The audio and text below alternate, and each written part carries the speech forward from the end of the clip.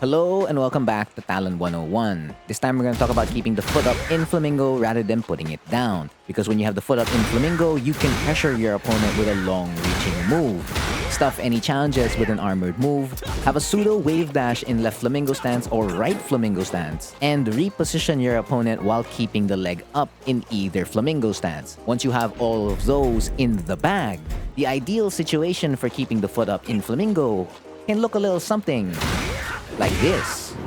So of course, I do need to stress it out, just like keeping the foot down in Flamingo, keeping the foot up in Flamingo will only work if your opponent is respecting the first interaction on hit or on block to either Flamingo Stance. Because again, if the opponent does decide to press a button, you cannot block in either of these stances.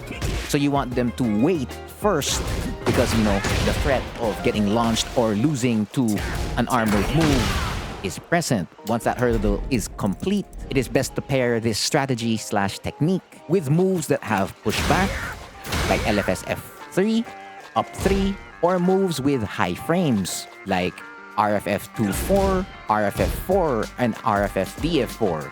Now, why do you want high frames? So if the opponent does decide to press a button immediately, let's say a quick jab to just check you in Flamingo, and that's a relatively safe check, because usually you'll be trading with a jab in both Left Flamingo Stance and Right Flamingo Stance. And if the opponent does hesitate on throwing out RFS F4, or the Hwoarang hesitates rather, you're not going to get launched. So it's a decent risk for the opponent to do.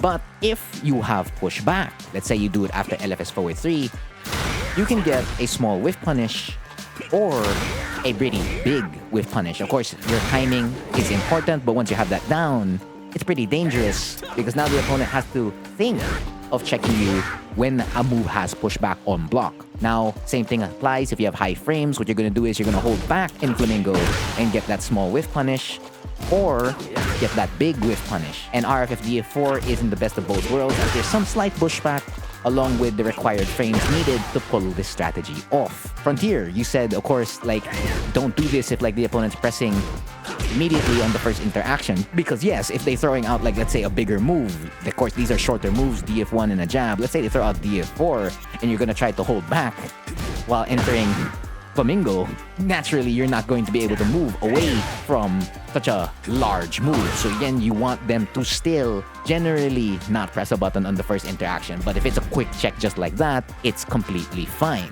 And of course, if you are pressuring them with a long-reaching move, right? And they decide to go after you immediately, using an armored move is a really good idea because now you'll stuff whatever challenge they throw out. Of course, the opposing CPU is doing this immediately, so let's record a little something here with the opposing Hwoarang. And we're gonna do 1-2 forward 3, wait on the first interaction, pressure again, and then throw out an armored move. So we're gonna follow the exact same timing here. It may not actually play out like that in an actual match, but you can get it to that point. So the opponent waits, they're pressuring, and then you try to check them. Now that is exactly how that should look like if you're keeping the foot up. Because the longer your foot remains up, your opponent's gonna start to think, wait a minute, I can potentially hit him. And then they try to hit him, and then you just stuff it with a Powercrush. Now, so the only time that is susceptible to being punished is when the opponent just feints you out with a dash block and you throw out an armored move. But then that's where DF3 or LFS DF3 comes into play, because just by throwing out the first hit, you may or may not get punished for it because a second hit, a delayable second hit, can, potentially keep them in place and you can still cancel the whole move. So if we go back to that exact sequence and just imagine it, well, not imagine it, let's actually do it with LFS DF3. That could look like a slightly safe situation. Yeah, not bad.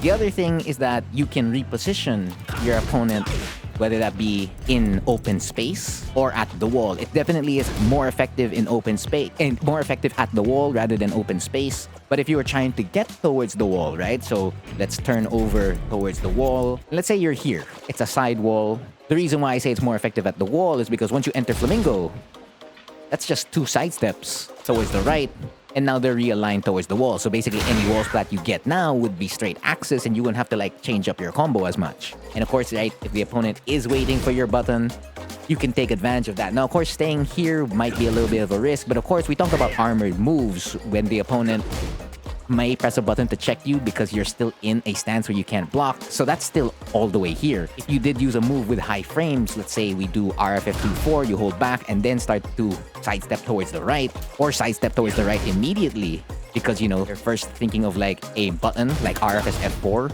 then you just take advantage of that and just take 2 side steps away. And like with each sidestep, an armor can come out. And if not an armor, RFS F4 could come out, so you can take advantage of their delayed reactions or if they're hesitating to get better positioning for yourself. And then now you have wall pressure just like that, or a better spot in open space to, you know, remain alive in the game. Going back to open space, the reason why I said that was a little bit more advantageous for repositioning at the wall compared to open space, because for open space, it's a lot better to control it in Left Flamingo Stance or Right Flamingo Stance. So going back to pressuring with long-reaching moves, now your opponent's just like stuck sitting there. And they're like, wait a minute, are they gonna keep throwing out a pushback move? Or are they gonna suddenly like armor? Because once you have all this space available to you, and you just like say continue to backdash in Left Flamingo Stance or Right Flamingo Stance, you can like keep safe and just do LFS1 or even RFS2.